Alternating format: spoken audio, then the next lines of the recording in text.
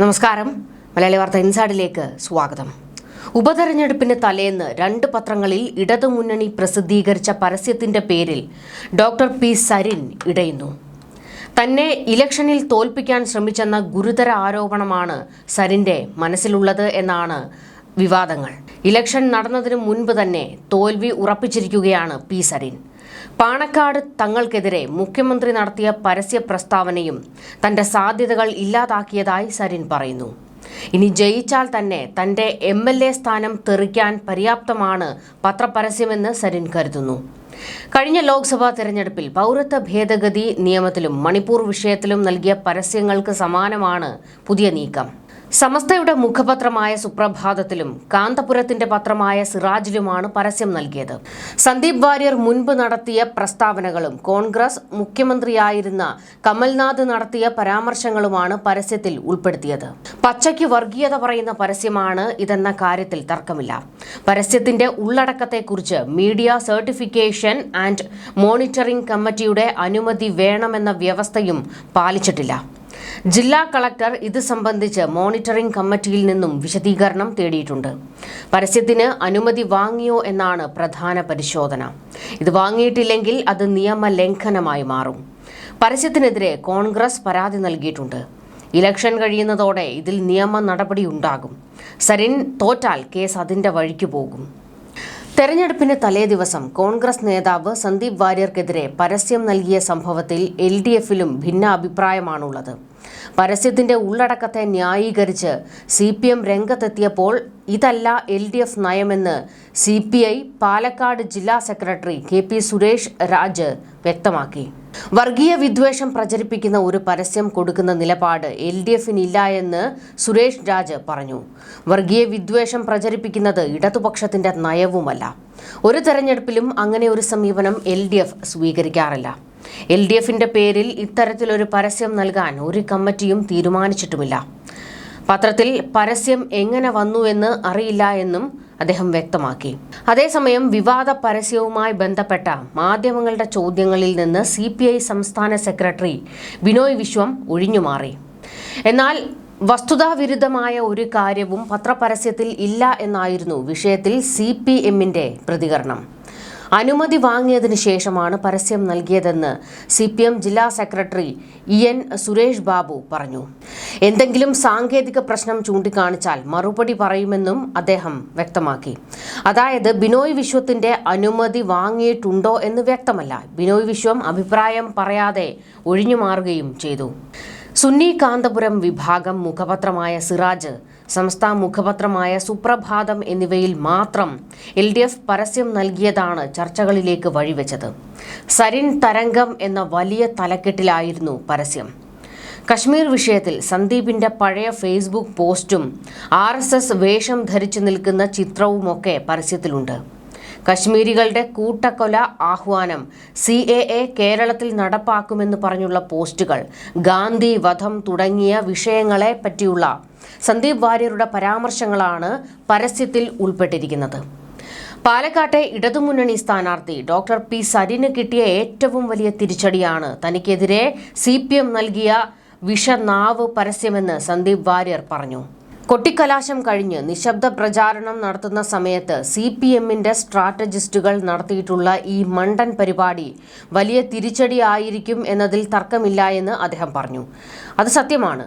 സന്ദീപ് വാര്യരുടെ മൈലേജ് കൂടി എന്നതാണ് അദ്ദേഹത്തിനുണ്ടായ നേട്ടം. CPM എന്ന രാഷ്ട്രീയ പാർട്ടി എത്രമാത്രം അധപ്പതിച്ചിരിക്കുന്നു എന്ന് കാണിക്കുന്നതാണ് ഈ പരസ്യം. വർഗീയ വിഷം തുപ്പുന്ന, ജനങ്ങളെ വിഭജിക്കുന്ന, ഇലക്ഷൻ കമ്മീഷൻ അനുമതി കൊടുക്കാത്ത ഒരു പരസ്യം, വിഭജനം മാത്രം ലക്ഷ്യമിട്ട് ഒരു സമുദായത്തിന്റെ സംഘടനകൾ നടത്തുന്ന 2 പത്രങ്ങളിൽ കൊടുക്കുന്നതിന്റെ പിറകിൽ എന്താണെന്ന് അരിയാഹാരം കഴിക്കുന്ന എല്ലാവർക്കും മനസ്സിലാകും. വടകരയിലെ കാഫിർ സ്ക്രീൻഷോട്ടിന്റെ കുറച്ച് വലിയ രൂപമാണ് പാലക്കാട് ഇറക്കിയത്. പക്ഷേ അത് ചീറ്റിപ്പോയി ബൂമറാങ്ങായി LDFനെ തിരിച്ചടിക്കുകയാണ്. 2 പരസ്യം കൊണ്ട് തെറ്റിദ്ധരിക്കപ്പെടുന്നവരല്ല കേരളത്തിലെ മുസ്ലിം വിഭാഗമെന്ന് അവർ മനസ്സിലാക്കണം.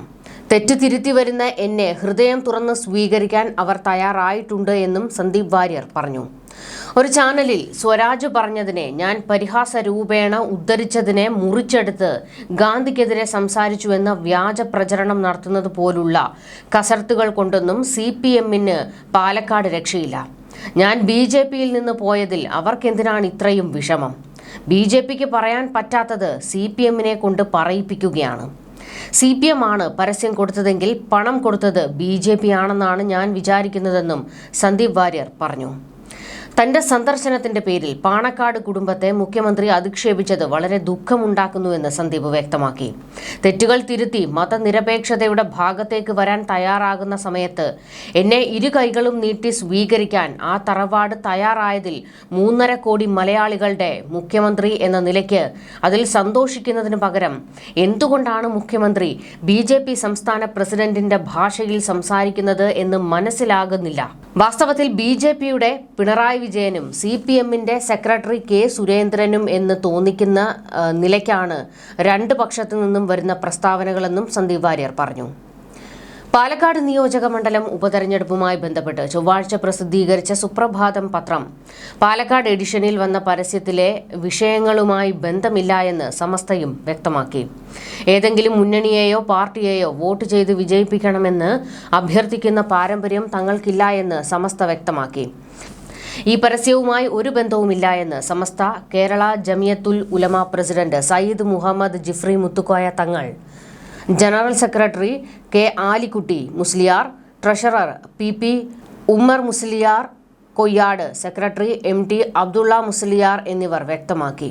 പാലക്കാട് ഉപതെരഞ്ഞെടുപ്പ് പ്രചാരണം അവസാന ഘട്ടത്തിലേക്ക് എത്തിയ സമയത്താണ് UDF-നെതിരെ സന്ദീപ് വാര്യരെ വെച്ചുള്ള തിരഞ്ഞെടുപ്പ് പരസ്യവുമായി LDF-ന്റെ രംഗപ്രവേശം.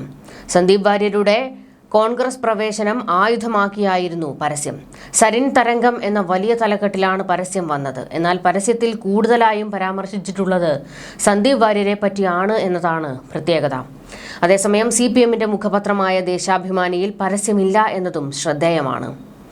സംസ്ഥാനത്തെ പ്രധാന കോൺഗ്രസ് നേതാക്കളെല്ലാം തന്നെ പരസ്യത്തിനെതിരെ കടുത്ത വിമർശനവുമായി രംഗത്തെത്തുകയും ചെയ്തു.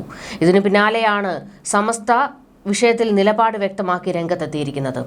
തനിക്കെതിരെ ആസൂത്രിത നീക്കമുണ്ടെന്ന് സരിൻ പറയുന്നത് വെറുതെയല്ല. ആദ്യം മുതൽ തന്നെ പാർട്ടി തന്നെ ബുദ്ധിമുട്ടിക്കുകയാണെന്ന തോന്നൽ സരിനുണ്ട്. സരിനെ സ്ഥാനാർത്ഥിയാക്കിയതിൽ CPM ജില്ലാ കമ്മിറ്റിയിലെ ഭൂരിപക്ഷം നേതാക്കൾക്കും അതൃപ്തിയുണ്ട്. ഈ അതൃപ്തി പരിഹരിക്കാൻ സംസ്ഥാന കമ്മിറ്റിക്ക് കഴിഞ്ഞിട്ടില്ല. നിതിൻ കാണിച്ചേരിയെ ഒഴിവാക്കിയതിൽ MP രാജേഷിനും എതിർപ്പുണ്ട്. ഇത് പരിഹരിക്കാനും സംസ്ഥാന കമ്മിറ്റിക്ക് കഴിഞ്ഞില്ല. നിതിന് സീറ്റ് നൽകാതിരിക്കാൻ വേണ്ടിയാണ് സരിനെ സ്ഥാനാർത്ഥിയാക്കിയത് എന്ന് CPM ജില്ലാ നേതാക്കൾ കരുതുന്നു. സന്ദീപ് വാര്യരുടെ മനംമാറ്റം സംബന്ധിച്ചുള്ള മാധ്യമപ്രവർത്തകരുടെ ചോദ്യത്തിനിടെയായിരുന്നു സഖാവ് സരിൻ എന്ന് മാധ്യമപ്രവർത്തകർ പറഞ്ഞപ്പോൾ സഖാവല്ല ഡോക്ടർ എന്ന് MP രാജേഷ് തിരുത്തിയത്. ഈ പരാമർശം മാധ്യമപ്രവർത്തകർ കേട്ടില്ലെന്ന് തോന്നിയപ്പോൾ 2 തവണ ഡോക്ടർ സരിൻ എന്ന് എഴുതണമെന്ന് ആവർത്തിച്ചു. സരിൻ സഖാവല്ല എന്നും രാജേഷ് പറഞ്ഞു. ഇതിൽ നിന്ന് സരിനും CPM-ഉം തമ്മിലുള്ള അകൽച്ച വ്യക്തമായി. ഉപതെരഞ്ഞെടുപ്പിൽ ഇടതു സ്വതന്ത്രനായി മത്സരിച്ച ഡോക്ടർ P. സരിന്റെ പ്രതികരണങ്ങൾ CPM-നെ പ്രതിരോധത്തിലാക്കുകയും ചെയ്തു. ക്രോസ് വോട്ട് സംബന്ധിച്ച പരാമർശമാണ് CPM-ന് തലവേദന സൃഷ്ടിച്ചത്. കഴിഞ്ഞ നിയമസഭാ തെരഞ്ഞെടുപ്പിൽ ഷാഫി പറമ്പിലിന്റെ വിജയം CPM വോട്ട് കൊണ്ടാണ് എന്ന് സരിൻ പറഞ്ഞത്. ഈ ശ്രീധരനെ പരാജയപ്പെടുത്താൻ CPM പാർട്ടി സ്ഥാനാർത്ഥിക്ക് വോട്ട് ചെയ്യാതെ UDF-ന് ചെയ്യുകയായിരുന്നു എന്ന സരിന്റെ പരാമർശം BJP രാഷ്ട്രീയ ആയുധമാക്കി.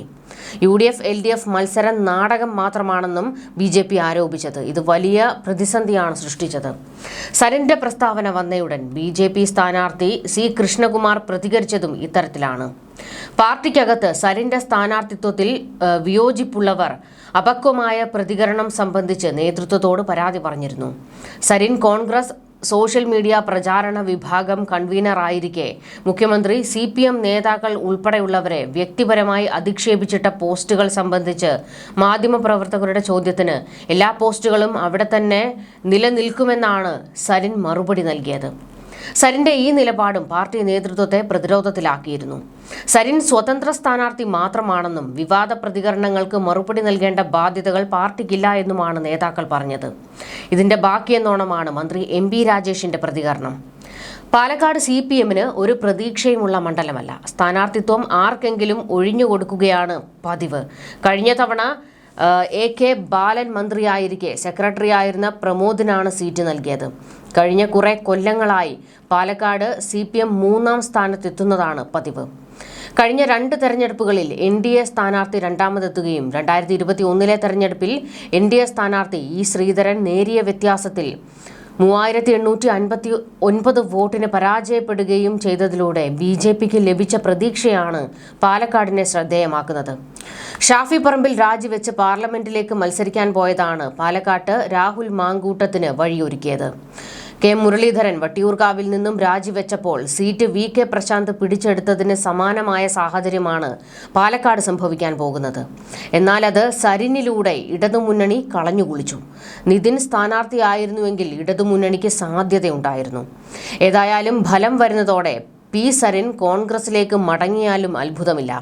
കാരണം ഇടതുമുന്നണി തന്നെ വഞ്ചിച്ചുവെന്നാണ് സരിൻ വിശ്വസിക്കുന്നത്. ന്യൂസ് ഡെസ്ക് മലയാളി വാർത്ത ഇൻസൈഡ്.